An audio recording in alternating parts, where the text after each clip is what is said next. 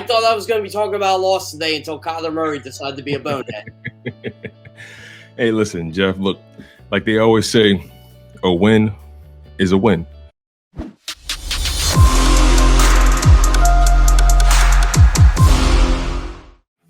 It's a very good morning NFC East today. Tone DeShields, my man, Jeff Kerr from CBS Sports here.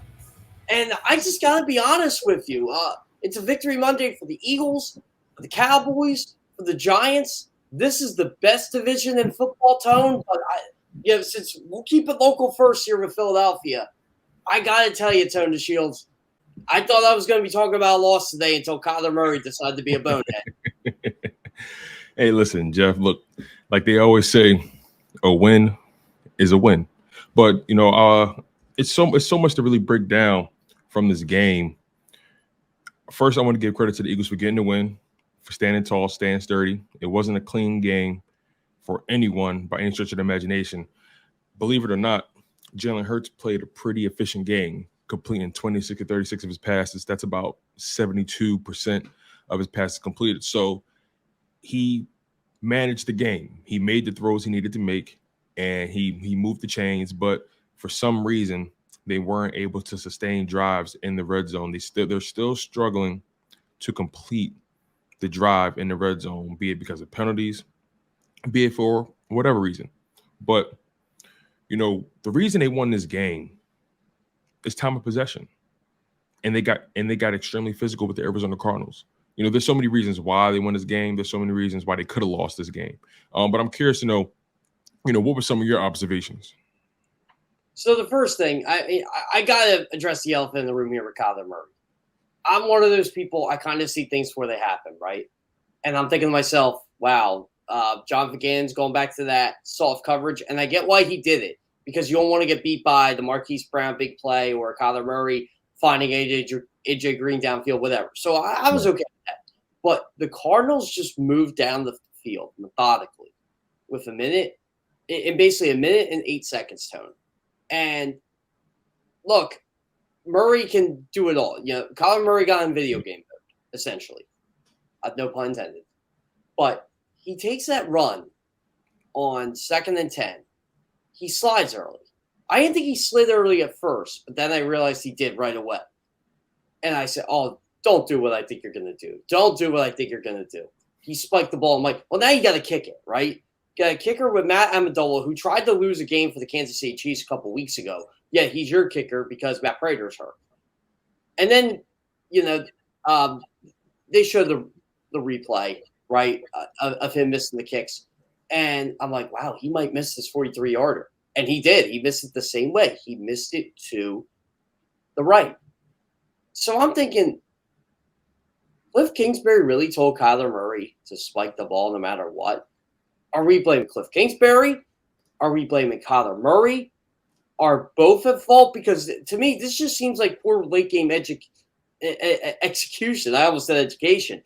I got to be honest, Tone. The Cardinals had that game in the bag and they lost it.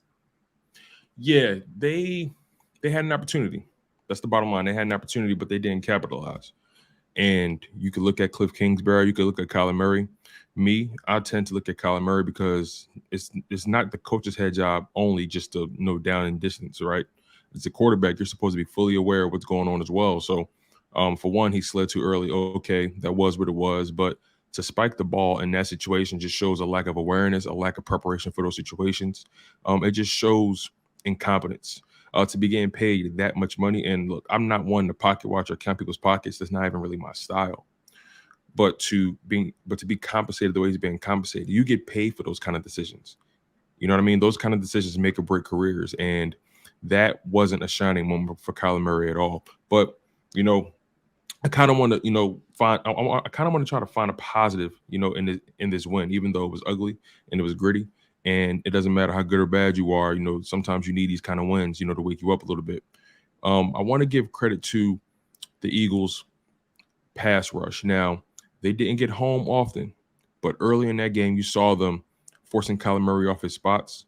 You saw them forcing Kyler Murray to speed up his internal clock. And, Hassan Reddick, he got the lone sack of the day. But again, they were definitely making Kyler uncomfortable earlier on. But eventually, the Cardinals found a matchup they liked in the middle of that field. And, even though he got an interception, C.J. Gardner-Johnson, he started to get targeted. So since we want to talk positives here, I got a couple. First off, This is why Jalen Hurts is better than Kyler Murray. On that 3rd and, 12? I'm trying to remember the down distance now, but when the Eagles were run the ball down the Cardinals' throat, tie game 17-17, Hurts sees the blitz. He knows he's going to get hit. Throws a perfect ball to Dallas Goedert. Absolutely perfect ball. Goes to a security blanket. Goddard gets the first down. They move the chains to kill another 2 minutes off the clock. Kyler Murray does the slide. The inadvertent slide too early. Those are the difference between a winning quarterback and a losing quarterback. And I'm not saying Kyler Murray's a losing quarterback, but there's the difference right there. Jalen Hurts makes that play. Kyler Murray doesn't. Second off, Sua Opeta. All the credit in the world. No sacks, no hurries, nothing. Didn't give up anything. Jason Kelsey, no sacks, no hurries, nothing. Didn't give anything up. Landon Dickerson, nothing. Pitched a shutout. Those 3 were incredible on Sunday. Everybody wants to talk about Jalen Hurts was rushed. He was. But the Cardinals sent different types of blitz. They went after Jack Driscoll. Lane Johnson only gave up 1 pressure. Isaac Seumalo didn't have that great of a game. But those 3, you got to give them credit. The Eagles were able to run the ball their way. They were, Jalen Hurts was protected. I got to give them all the credit in the world. All the credit in the world. For Sua Opeta, a guy who I've maligned a lot over the years, not on this show, but on Twitter, he had one hell of a game Sunday. One hell of a game. Yeah, for sure. They targeted Driscoll early, and Driscoll struggled in his game, but he's a backup for a reason. And then also that left tackle spot is not his natural position, right? So he was it was opposite day for him. You know what I mean?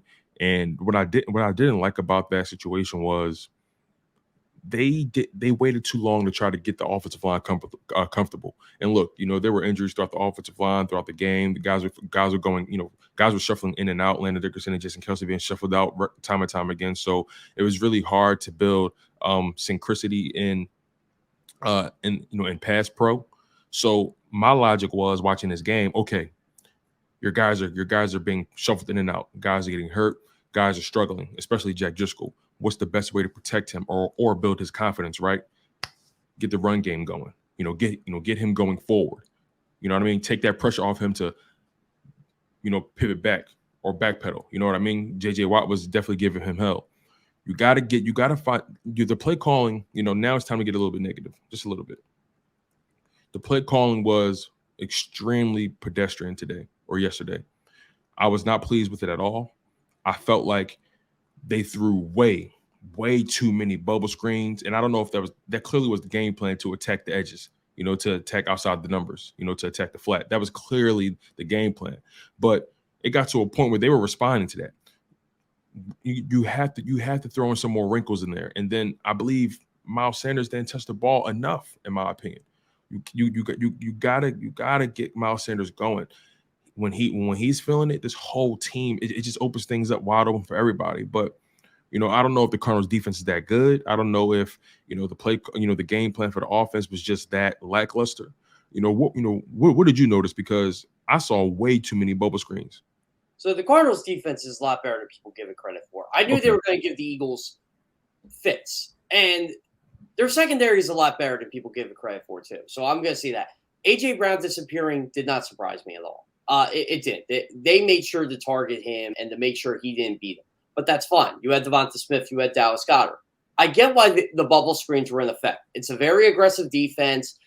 They're trying to blitz Jalen Hurts, give Jalen Hurts short crisp throws, and go from there. But I agree with you. They should have ran the ball. They should have ran the ball a lot earlier in the first half. Miles Sanders only having 6 carries for 15 yards is unacceptable. You just cannot have it. 15 carries. Yep. Yeah. I mean, to me, 6 carries for 15 yards in the first half, just unacceptable. That should not happen. Yeah, so that's what bothers me, personally. I think they should have ran the ball more. I know you didn't have Boston Scott. You should have ran Trey Sermon. You should have ran Kenny Gainwell more. But in my mind tone, they made up for it on that last drive. 17-17, Shane Steichen said, you know what? we're going to pound the ball down their throats, and we're going to see if they can stop us. And they really should have done that the entire game. And I think they did that a lot in the second half. Said, this is what we're going to do. Kyler Murray is not going to beat us. And this is how he's not. We're going to keep him off the field as much as we can. And again, this brings up your point, time of possession. They had the ball for nearly 35 minutes. On that last drive, they had it for over 7 minutes. I mean, this was a 17-17 game with 9 minutes left, plenty of football left, and the Eagles just shortened the game completely because they were able to run the football, and Hurts was able to make the clutch throws. So I thought they should have ran the ball more. And here's one thing I thought they were going to do, and they never did on Sunday. Because the Cardinals are so aggressive, you were setting up the bubble screens for maybe a go route over the top with A.J. Brown, with Devonta Smith. But when I rewatched that game last night, I rewatched first half after that Ravens thrower. It wasn't there. So I guess they had to deal with the cards that were dealt. Yeah, I definitely want to give credit where credit is due. The Cardinals defense is significantly outplaying their offense, without a shadow of a doubt. And look, at the end of the day, it was a road game. Historically, the Philadelphia Eagles struggle in Arizona, right? So it was a recipe. It was a cocktail for disaster for the Eagles just because of history, right? They don't win in Arizona. It's a road game. Hostile environment, even though the Philadelphia Eagles fans took over that stadium. But, again, they came out with the win. And, you need these kind of things under your belt, right? You need these kind of wins, good, bad, or indifferent, beautiful or ugly. This is the signs of a good team, being able to overcome the opposing team, taking out your number one guy, limiting your offense to a certain degree. And then at the end of the day, your quarterback taking what they gave him and leading a game-winning drive. Like you said, they made up for it, right? Running the ball significantly well in that final drive. And you need those are the kind of drives that win championships. Those are the kind of drives that win, those conference championships, right? The wild card games. That's a playoff winning drive. When you have a running game that can push guys around and dictate the pace like that, you're going to be hard to beat once you get deeper into the playoffs. Once the weather starts to get colder, that ball gets a little harder. You're going to need those kind of drives to seal games. And what we're seeing from this Philadelphia Eagles team right now is that they know how to close out games, something they struggled with long ago. I firmly believe if this game would happen last year, they lose this game. You know what I mean? And look, defense didn't play their best at all. They were porous. Jonathan Gannon, I have some questions about him. But at the end of the day, they were able to maintain possession, convert third down after third down, and Jalen Hurts made all the necessary throws, and he didn't lose the game. He led his team to victory, and he was hard on himself. But he was hard on himself, after the game. If you watch his press conference, he didn't have the same air in his voice as he did previously. He clearly was really upset with where the game went, even though they won. He's a highly critical guy, and that's something you want from your quarterback position, a guy who's never settling, a guy who's never satisfied. Well, Sunday's game, I'm sure they all felt, we play this game next week, if we play this game against a better team, we probably lose it. But here's the thing. I think the Cardinals aren't a bad football team. I actually thought they played overall their best defensive game of the season yesterday. Until Kyler Murray had his blunders, I actually thought he was playing one of his best games of the season. He was moving the ball efficiently. They were moving the ball well with the hurry-up offense. I mean, that's how the Cardinals' offense is designed. The Eagles just kept them off the field. That's why they lost. And at the end of the day, I think the Eagles got their best shot against an Arizona Cardinals team who is only one game out of the division. The 49ers are the only team in the NFC West to win yesterday. So they're not done. And I just think the Eagles got a good shot on the road against a good team. I mean, you can say what you want, Eagles fans being there on the road. That's fine. It's still a road game. It's still a road game. And it was a big win for them in a city, in a state where they have not won since 2001. It's huge for them. And we got all week to talk about the Dallas Cowboys. But I got to get this off my chest, Tone. Absolutely. They look good. They look very good. That defense is going to be a problem all night long on Sunday. It's not just Micah Parsons. It's DeMarcus Lawrence. It's Neville Gallimore. It's Dorrance Armstrong. It's Jalen. Sorry, not Jalen Smith. He's on the Giants now. Leighton Vander Esch. It's Anthony Barr. It's It's Anthony Brown. It's J-Rod Curse. That defense is for real, Tone. I know they're going to face a much better offensive line than they've been facing the last couple of weeks. But still, I think the Eagles just need their guys healthy, and the Eagles just need to be efficient, not turn the football over. Because let's be real here. If they slip up against this Dallas team, Dallas is going to beat them. No, it's funny, right? Last week, I told you that I don't know about this Dallas. Like, did this Dallas defense really go up against a good offensive line? I don't know. Specifically, I don't think talking about, a good offensive line. Yeah, right. Specifically, talking about their pass rush, right?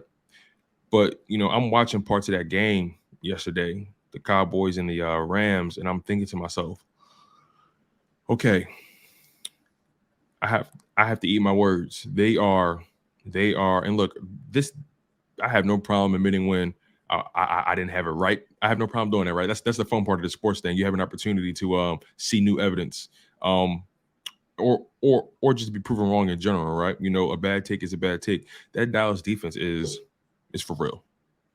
They're for real, and I'm paying close attention to guys like Trevon Diggs, who got burnt a couple times yesterday, but nonetheless, I'm paying attention to that defensive line. I'm paying attention to how in sync they are. That Dallas defense is really sharp, and it's going to be tough. This Philadelphia Eagles offense has to be on their A game, right? And we have to get healthy. The offensive line has to get healthy. I expect Mailata to be playing against Dallas. Thank God it's a night game, so he gets a few more extra hours, to rest up. Samalu, like you said, played a good game. We need Dickerson healthy. We got to make sure Kelsey's healthy as well. So, there's so many nuances to this Cowboys game coming up that's going to be really fascinating.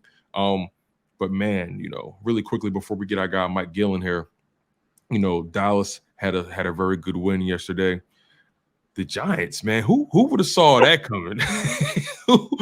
who saw the Giants going over to London and beating the Green Bay Packers? Now, and this is interesting, right?